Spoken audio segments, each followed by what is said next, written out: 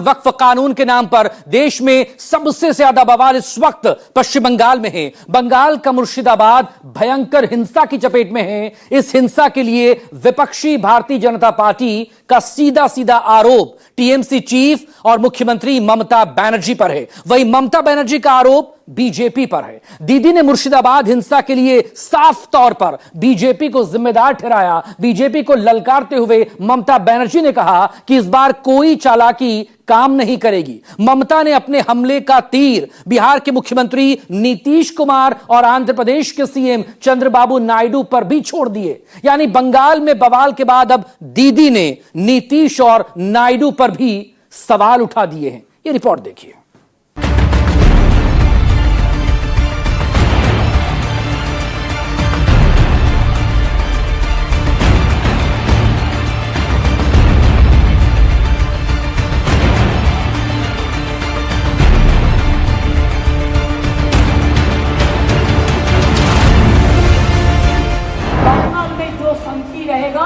तो हम लोग सब अच्छा रहेगा। और बंगाल में बीजेपी पोलराइजेशन करने चाहता है, जैसे हमारा गवर्नमेंट चला जाए और वो आने से आपको तो खाना भी बंद कर देगा।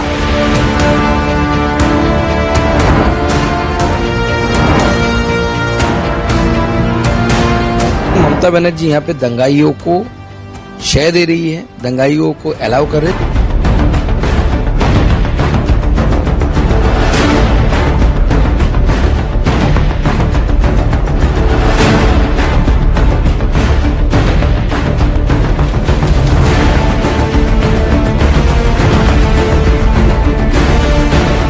चंद्रबाबू नायडू चुपचाप बैठे हैं।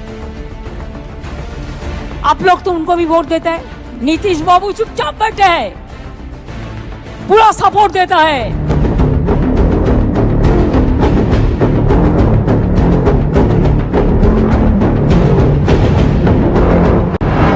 वक्फ के नाम पर बंगाल में आघात, नीतीश नायडू तक पहुंची बात।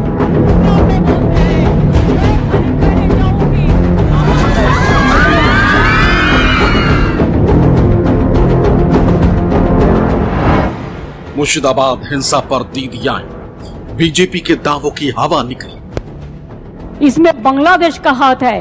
अगर हाथ है तो इसको जमींदारी तो सेंट्रल गवर्नमेंट का है कि बीएसएफ बॉर्डर संभालते हैं, हम नहीं संभालते हैं। ममता की ललकार, चालाकी नहीं चलेगी अब की बार। चालाकी नहीं चलेगा। Double engine government, double engine सरकार, आपको तो शर्म होना चाहिए। मुर्शिदाबाद में हुए हिंसा के 5 दिन बाद पश्चिम बंगाल के मुख्यमंत्री ममता बनर्जी जब सार्वजनिक मंच पर आईं, तो एक एक कर भारतीय जनता पार्टी के दावों की पोल खोलती चली। हिंसा कैसे भड़की, किसने भड़काया, कहां से उपद्रवी आए, किसके शह पर मुर्शिदाबाद चला, इन तमाम पहलुओं पर एक एक कर ममता बनर्जी खुलासा करती चली। ममता बनर्जी के निशाने पर एक तरफा भारतीय जनता पार्टी थी। बीजेपी बाहर का गुंडा लेकर, ये उसका प्लान है। उसका पहले प्लान था रामनवमी का दिन में करने के लिए, लेकिन आप लोगों ने वो प्लान भेज दिया है। आप लोगों ने ज्वाइंटली कर दिया। आपको बहुत बहुत सैल्यूट है इसी के लिए। चालाकी से काम लीजिए। और ये भी एक है, हर समाज में कुछ कुछ गद्दार होता है, वो भी रुपया लेके जो डाल में बैठते हैं उसको ही काटता है। आपको अगर मूवमेंट करना है, आप इंडोर स्टेडियम में करो ना, अंदर में करो ना, कोई तो मना नहीं किया। लेकिन बाहर में क्यों आप इसके फंसा है, इसमें फंसा है। बाहर में मत करिए। बीजेपी कोई लड़का आके हिंदू मुसलमान को भड़काएगा तो आप लोगों को एक रोल प्ले करना है। इमाम साहब को कहना है, इसमें आप लोग मत जाइए। हम शांति चाहते हैं, हम शांति चाहते हैं, हम शांति चाहते हैं। हम जब तक रहेंगे, हम हिंदू मुसलमान को बंटवारा करने नहीं देंगे। हमको एक साथ में रहना है। बंगाल में जो शांति रहेगा तो हम लोग सब अच्छा रहेगा। और बंगाल में बीजेपी पोलराइजेशन करने चाहता है, जैसे हमारा गवर्नमेंट चला जाए और वो आने से आपको तो खाना भी बंद कर देगा। दिल्ली में देखा, বাঙালি এলাকায় মাছ ভাত বন্ধ, মাছ মাংস সব বন্ধ করে দেবে। ममता बनर्जी की यह आक्रामकता कोलकाता के नेताजी इंडोर स्टेडियम में प्रदेश के इमामों के साथ संवाद के दौरान दिखी। दरअसल वक्फ संशोधन कानून के खिलाफ विरोध प्रदर्शन के दौरान हुई मुर्शिदाबाद हिंसा के बाद बुधवार को ममता बनर्जी ने प्रदेश के इमामों के साथ एक बैठक बुलाई थी, जिसमें प्रदेश भर के तमाम मौलवी और इमाम शामिल हुए। मौलवियों और इमामों के सामने ममता बनर्जी ने भारतीय जनता पार्टी के नेताओं के उन दावों की भी पोल खोल दी, जिसमें कहा गया था कि मुर्शिदाबाद हिंसा के पीछे बांग्लादेश का कनेक्शन है। जिहादी का हाथ में, रेडिकल का हाथ में, सिमी, पीएफआई, अंसारुल बांग्ला का हाथ में पूरा बंगाल चला गया है। इसमें बांग्लादेश का हाथ है। अगर हाथ है तो इसको जमींदारी तो सेंट्रल गवर्नमेंट का है कि बीएसएफ बॉर्डर संभालते हैं, हम नहीं संभालते हैं। ये अधिकार हमारे पास नहीं है। स्टेट गवर्नमेंट का पास बॉर्डर संभालने का अधिकार नहीं है। तो आपने क्यों अलाउ किया? क्यों बीजेपी का बाहर से आदमी आके आप गड़बड़ करके भाग गया? हालांकि इस पर भारतीय जनता पार्टी का अपना तर्क है। बीजेपी का आरोप है कि तुष्टीकरण की राजनीति के लिए ममता बनर्जी दंगाइयों को शह देती, जिसमें बंगाल की पुलिस भी उनका साथ देती है। ये वक्फ बिल लेकर जिस तरीके का घटना घटी है पूरे पश्चिम बंगाल में, हमारे मुख्यमंत्री जी को चाहिए था कि एक आयरन लेडी बनके आयरन हैंडेडली से इसकी मुकाबला किया जाए। पश्चिम बंगाल से ज्यादा मुसलमान आसाम में हैं, उत्तर प्रदेश में लगभग सिमिलर परसेंटेज ऑफ मुस्लिम्स हैं। देखिए वहां पे कुछ नहीं हो रहा, लेकिन ममता बनर्जी यहां पे दंगाइयों को शय दे रही है, दंगाइयों को अलाउ कर रहे हैं। सिर्फ इस बार नहीं, इससे पहले भी जब भी घटना घटी है, मैं तो चैलेंज कर रहा हूं, आप हर जगह में जो लोग विक्टिम हैं उनसे मिलिए। सब एक बात में सहमत होंगे, विक्टिम जो है, जो तृणमूल करते हैं वो विक्टिम भी बोलेंगे आपको कि पुलिस के सामने उनके घर को तोड़फोड़ करने दिया गया। जब भी इस तरीके की कोई घटना घट रही हो, नुपुर शर्मा प्रकरण हो या वक्फ बिल हो, कुछ भी एलिबाय हो, उसको सामने रखकर हिंदुओं के घर को तोड़ा जाता है, लूटा जाता है पुलिस के सामने हर बार। और ये रूटीन एक्सरसाइज है ममता बनर्जी और ममता बनर्जी के प्रशासन द्वारा। इधर ममता बनर्जी कोलकाता के नेताजी इंडोर स्टेडियम में मौलवियों और इमामों के साथ बैठक में उन्हें कई संदेश भी दिए। मौलवियों और इमामों के साथ संवाद करने के पीछे ममता बनर्जी का मकसद ये भरोसा दिलाना था कि केंद्र की वक्फ संशोधन कानून के खिलाफ लड़ाई में वो उनके साथ है, लिहाजा प्रदेश में शांति बनाए रखें। पश्चिम बंगाल के मुख्यमंत्री ने वक्फ कानून के बहाने न सिर्फ केंद्र की मोदी सरकार को घेरा है, बल्कि बात बिहार के सीएम नीतीश कुमार और आंध्र प्रदेश के सीएम चंद्रबाबू नायडू तक पहुंचा दी, जो केंद्र में बीजेपी के सहयोगी पार्टियों के मुखिया हैं। हिंदू लोगों ने भी दिया है सोशल वर्क करने के लिए, और बहुत सारे वाका प्रॉपर्टी में हिंदू लोग भी रहते हैं। ए बीजेपी वालों, अच्छा से सुन लो, इसमें वाका प्रॉपर्टी में हिंदू लोग भी रहता है। आप चाहते हैं कि स्टेट वाका बोर्ड तोड़ जाए, उसका पावर आप लेने चाहते हैं। और कितना पावर चाहिए आपको? आम गाছে आमी হয়, आम गाছে आमड़ा হয় ना। अब देखिए चंद्रबाबू नायडू चुपचाप बैठे हैं। आप लोग तो उनको भी वोट देता है, देना चाहिए, मैं तो ऐतराज नहीं करती हूं। चुपचाप बैठे हैं नीतीश बाबू, चुपचाप बैठे हैं, पूरा सपोर्ट देता है। क्या थोड़ा दे देंगे बीजेपी, थोड़ा पावर दे देंगे। इसके लिए, पावर के लिए आपको दिल भी दे सकता है, आपका खून भी दे सकता है। आपको वोट देना चाहिए था। इंडिया टीम के अपील करबो,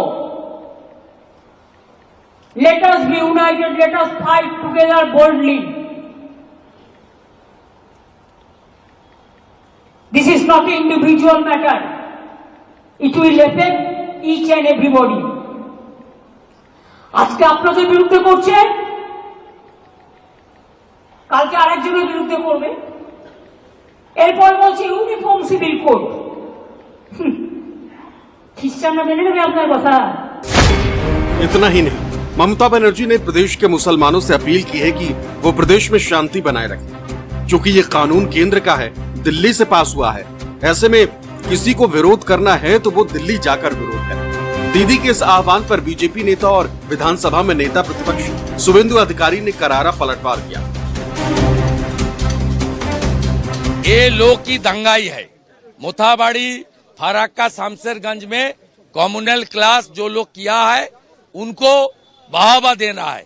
उनको ममता बनर्जी भड़का रहा है, दिल्ली जाओ, दिल्ली बंद करो। अरे दिल्ली तो यूपी होकर जाना पड़ेगा, जाओ ना दिल्ली। दिल्ली में, यूपी में, बिहार में ममता नहीं है, जाओ। नीतीश कुमार जी है, योगी आदित्यनाथ जी है, जाओ ना। यानी ममता बनर्जी ने खुलकर केंद्र के नए वक्फ कानून के खिलाफ मोर्चा और प्रदेश के मुस्लिम समुदायों के साथ होने का वादा दोहराया है। लेकिन असल में मुस्लिम समुदाय क्या सोचता है वो भी सुन लीजिए। वक़्फ़ संपत्ति जो है वो मुसलमान का बाबा का है, राज्यों और केंद्र सरकार बाबा का संपत्ति नहीं। उसीलिए मैं मीटिंग कर रहा है। लेकिन यहाँ का कुछ आदमी है, वो लोग जो हिंदू मुस्लिम मंदिर करते हैं ना, वो हंगामा लगा के भाग जाते हैं। हमारे जो केंद्र सरकार के विरोध में जो हमारा विरोध है ये, ताकि केंद्र सरकार तक में हमारी बात पहुंचे और वो बात को मान ले। और ये हम लोग का जो है शांति से हम लोग ये आज सभा कर रहे हैं। ऐसे तो बहुत जगह विरोध प्रदर्शन हो भी रहा है और ये होता रहेगा। दीदी आप लोगों के साथ में उनका रहे पश्चिम बंगाल में वक्त तो लागू नहीं होगा, तो आखिर फिर किस बात का हिंसा, फिर क्यों डर किस बात की? देखिए, ये जब तक हम कन्फर्म नहीं हुए हैं, ये तो केंद्र सरकार ने पास किया है और दीदी कह रही है कि हम लागू होने नहीं देंगे। अब पता नहीं आइंदा क्या होने वाला है, इसलिए जब तक हम कन्फर्म नहीं हुए हैं हमारा ये आंदोलन चलता रहेगा। वक़्फ़ को तहस नहस करने का एक साजिश चल रहा है, ये साजिश तो हम लोग कामयाब होने नहीं देंगे। इमामों की अपनी राय, इमामों से ममता बनर्जी भी अपना वादा कर चुकी है। यानी वक्फ के बहाने ममता बनर्जी की नजर वोट बैंक पर भी है। लिहाजा टीएमसी चीफ कोई ऐसा कदम नहीं उठाना चाह रही जिससे उन्हें चुनाव में कोई नुकसान हो। दरअसल मुर्शिदाबाद में हिंसा केंद्र के नए वक्त कानून के खिलाफ विरोध प्रदर्शन के दौरान भड़की थी। इस प्रदर्शन में मुस्लिम समुदाय के कई संगठन शामिल थे। जाहिर है मामला सीधे वोट बैंक से जुड़ा हुआ है। मुस्लिम वोट बैंक पर ममता बनर्जी की पकड़ है, लिहाजा ममता के लिए भी ऐसे मौके पर अपना कोई रुख अख्तियार करना चुनौतियों से भरा है। वहीं बीजेपी पूरी तरह से इस हिंसा का हिंदू के अत्याचार से जोड़कर अपने वोट बैंक को एकजुट करने में जुटी हुई है। वैसे तो इस कोशिश में भारतीय जनता पार्टी शुरू से ही लगी हुई, लेकिन मुर्शिदाबाद हिंसा के बाद बीजेपी को मानो इस मुद्दे पर सबसे बड़ा हथियार मिल गया है। मुर्शिदाबाद हिंसा को हिंदुओं पर अत्याचार से जोड़कर बीजेपी ने बंगाल में एक मुहिम छेड़ी। इस हिंसा के दौरान धुलियान में 2 हिंदुओं की हत्या को बीजेपी ने अपना एजेंडा बना लिया। दोनों हिंदू पिता पुत्र की हत्या के दिन को बीजेपी ने हिंदू शहीद दिवस घोषित किया। इसको लेकर बीजेपी ने विरोध प्रदर्शन भी जताया। शुभेंदु अधिकारी के नेतृत्व में बीजेपी के सभी विधायक काले झंडे और काले दुपट्टे के साथ पश्चिम बंगाल की विधानसभा के सामने विरोध प्रदर्शन करते हैं।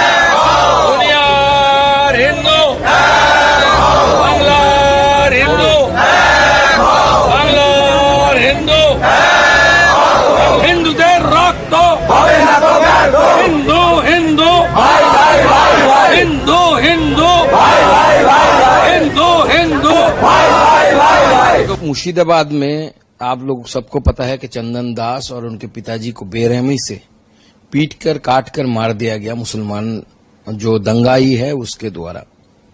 और मुझे लगता है कि दंगा शब्द भी सही नहीं है। दंगा जब 2 समुदाय लड़ते हैं तो उसे दंगा कहा जाता है। यहाँ पे एक समुदाय के द्वारा दूसरे समुदाय का एथनिक क्लींजिंग हो रहा है।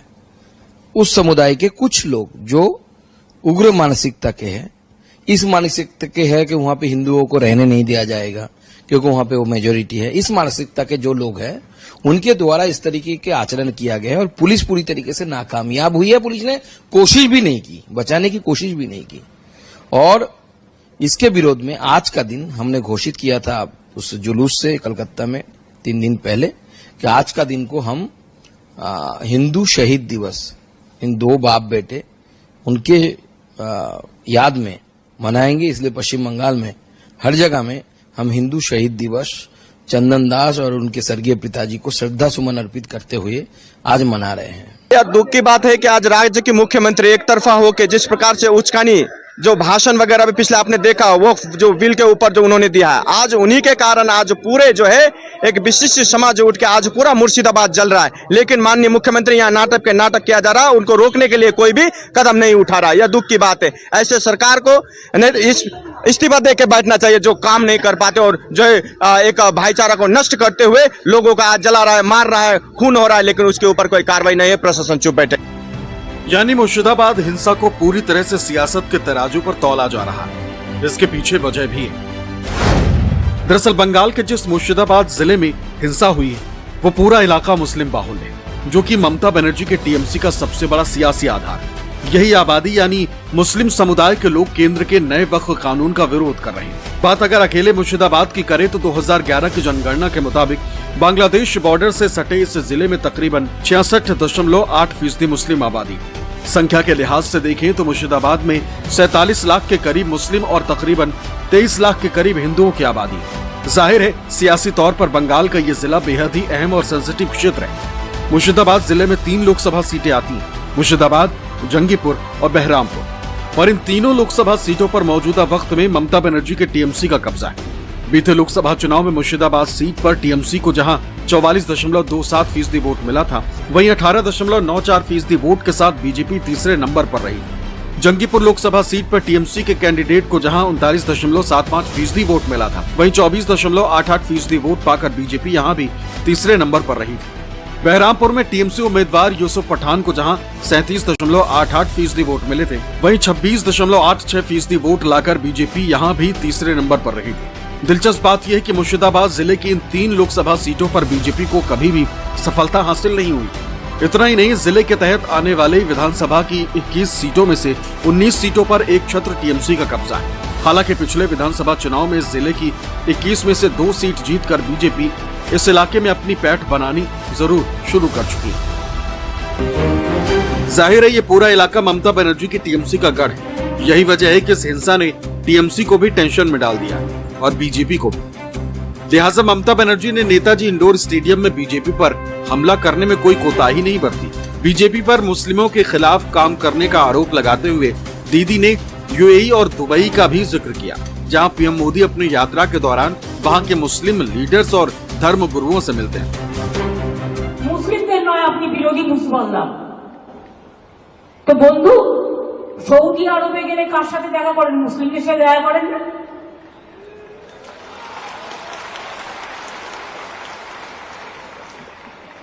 दुबई गए कार आतिथ्यता ग्रहण करें? आप अगर दुबई जाते हो गोदी मीडिया के लिए कह रहा हो, आप अगर दुबई जाते हो तो किसको हॉस्पिटलिटी लेता है? आप अगर यूएई जाते हो तो किसका हॉस्पिटलिटी लेते हैं? आप अगर सऊदी अरब में जाते हैं तो किसका साथ गला मिलाते हैं?